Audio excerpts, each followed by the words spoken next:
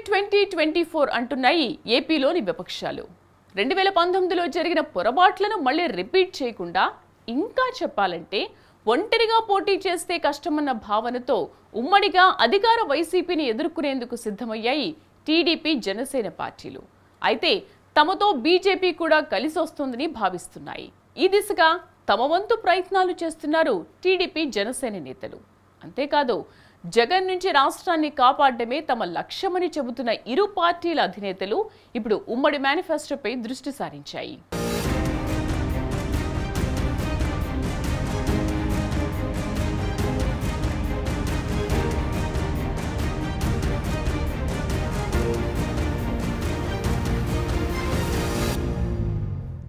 ఒక్కొక్కరుగా కాదు, కలిసికట్టుగా ముందుకు వెళ్తేనే వైసీపీని ఓడించగలమంటున్నాయి ఏపీలోని విపక్ష పార్టీలు. ఆ దిశగానే కార్యాచరణ రూపొందించి అందుకు తగినట్లుగానే అడుగులు వేస్తున్నాయి టీడీపీ, జనసేన పార్టీలు. 2019లో ఈ రెండు పార్టీలు ఒంటరిగా పోటీ చేయడం, ఎన్నికల్లో దారుణమైన ఓటమి చవిచూడడంతో మరోసారి విడివిడిగా పోటీ చేయాలన్న ఆలోచనే చేయలేదు విపక్షాలు. దీంతో 2024 ఎన్నికల్లో కలిసికట్టుగా పోటీ చేయనున్నట్లు ప్రకటించారు జనసేన అధినేత పవన్ కళ్యాణ్. స్కిల్ కేసులో టీడీపీ అధినేత చంద్రబాబు అరెస్ట్ అయిన సమయంలో సంఘీభావం తెలిపేందుకు వచ్చిన పవన్ అక్కడి నుంచే పొత్తులపై కీలక ప్రకటన చేశారు.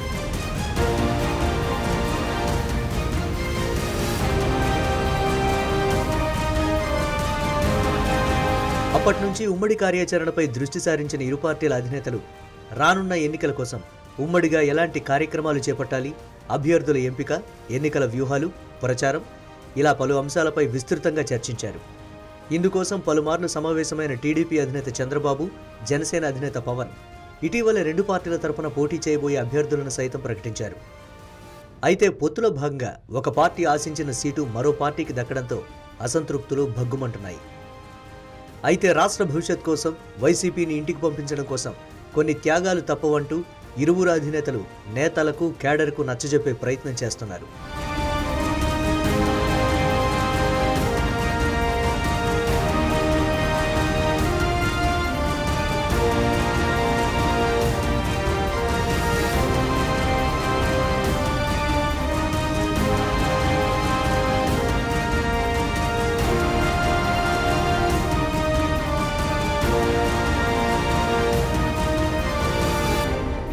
ఇప్పటికే తొలి జాబితా విడుదల చేసిన ఇరు పార్టీలు అతి త్వరలోనే మరో లిస్టు రిలీజ్ చేయనున్నాయి.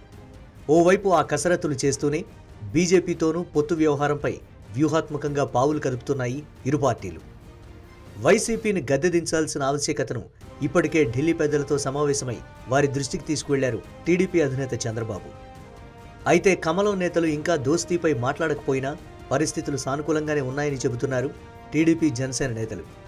మళ్లీ మరోసారి హస్తన పెద్దలతో సమావేశమయ్యేందుకు రెడీ అయ్యారు. ఇలా పొత్తు రాజకీయం ఓ వైపు చేస్తూనే ఉమ్మడి ప్రచారం నిర్వహిస్తున్నాయి టీడీపీ, జనసేన పార్టీలు.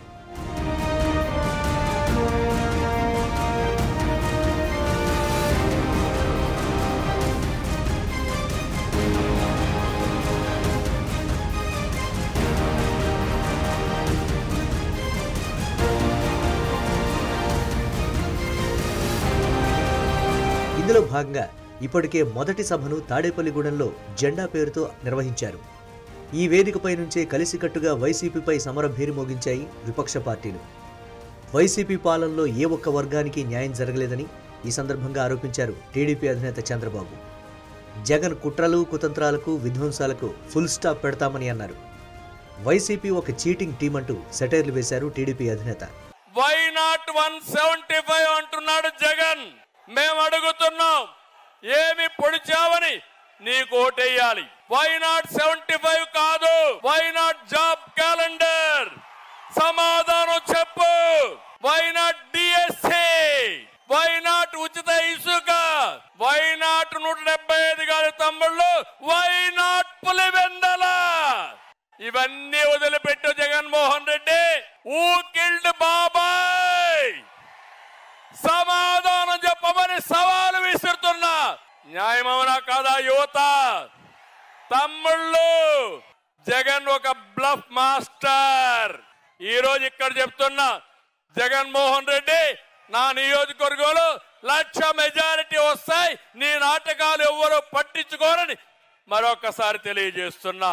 5 ఏళ్లు పరిపాలన చూశారు, ఎక్కడికక్కడ అట్టర్ ఫ్లాప్ అయింది. దీనికి సీక్వెల్ ఉండదు. ఆ సినిమా అయిపోయింది, 40 రోజులే ఉంది. వైసీపీ రౌడీలకి రియల్ సినిమా 40 రోజుల తర్వాత చూపిస్తామని ఈ సభ ద్వారా హెచ్చరిస్తున్నా. ఇక జనసేన అధినేత పవన్ కళ్యాణ్ వైసీపీ ప్రభుత్వంపై మరింత ఘాటైన వ్యాఖ్యలు చేశారు. సిద్ధం సిద్ధమంటున్న జగన్కు యుద్ధం ఇస్తామంటూ చెప్పుకొచ్చారు. అంతేకాదు, ఎట్టి పరిస్థితుల్లోనూ జగన్ను అధికారంలోకి రాకుండా చూస్తానంటూ సవాల్ విసిరారు పవన్. సిద్ధం సిద్ధం అని చావుగొడుతున్న వైఎస్ జగన్ కి 2024 ఎన్నికలకి నీకు యుద్ధం ఇస్తాం. యువతరానికి ఏ సంపద విడిచిపెట్టాం? యుద్ధము, రక్తము, కన్నీరు తప్ప, గాయాలు, బాధలు, వేదనలు తప్ప. అందరినీ మోసం చేసిన వ్యక్తి. ఈ వ్యక్తికి సమాధానం చెప్పాల్సిన సమయం. సముద్రం ఒకటి కాళ్ళ దగ్గర కూర్చొని మొరగదు, తుఫాను గొంతు చిత్తం అనడం ఎరగదు, పర్వతం ఎవరికి వంగి సలాం చెయ్యదు. గొంతెత్తితే ఒక దేశపు జెండాకున్నంత పొగరుంది. జెండా సభ ఎందుకు పెట్టాను? మన పోరాటానికి స్ఫూర్తి అది, మన విజయానికి స్ఫూర్తి అది. 2024లో మన పొత్తు విజయానికి స్ఫూర్తి మన జెండాలు.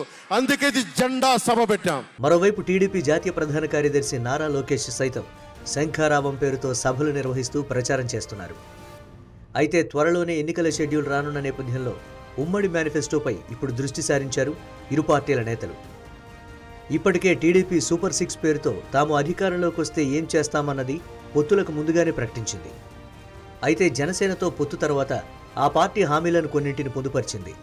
ఇప్పుడు పూర్తి స్థాయిలో ఉమ్మడి మేనిఫెస్టో విడుదల చేసేందుకు సిద్ధమయ్యారు నేతలు. వైసీపీ మేనిఫెస్టోలో పొందుపరిచే అంశాలకు ఏమాత్రం తగ్గకుండా తమ హామీలు ఉండేలా చూసుకునే ప్రయత్నం చేస్తున్నాయి రెండు పార్టీలు. ఉమ్మడిగా మేము చేస్తున్న ఈ ప్రస్థానంలో ఏమాత్రం కూడా వ్యక్తిగతంగా ఎవరి స్వార్థాలు లేకుండా రాష్ట్ర ప్రజానికాని కోసం, మన భవిష్యత్తు కోసం పెద్దలు చంద్రబాబు నాయుడు గారు, మా పార్టీ అధ్యక్షులు పవన్ కళ్యాణ్ గారు అనేక సందర్భాల్లో కలిసి ప్రజలనే దృష్టి పెట్టుకుని ఈ పొత్తుని ఖరారు చేయడం జరిగింది. అందులో భాగంగా ఒక ఉమ్మడి ప్రణాళిక, అనేక సందర్భాల్లో ప్రజల్లోకి వెళ్ళే కొత్త ఆలోచనలతోటి సభలు, రాష్ట్ర వ్యాప్తంగా కూడా ఒక భరోసా నింపడానికి కోసం. అంధకారంలో మన రాష్ట్రాన్ని నెట్టేశారు ఈ వైఎస్ఆర్సీపీ ప్రభుత్వం. అందులోంచి బయటికి తీసుకురావడానికి ఇరు పార్టీల నాయకులు కలిసికట్టుగా ఈ ప్రణాళికను ముందు తీసుకెళ్ళడానికి అనేక సందర్భాల్లో ఒక కొత్త ఉత్సాహం నింపడానికి వాళ్ళు చేసిన ప్రయత్నాన్ని ప్రజలందరూ కూడా గమనించాలి.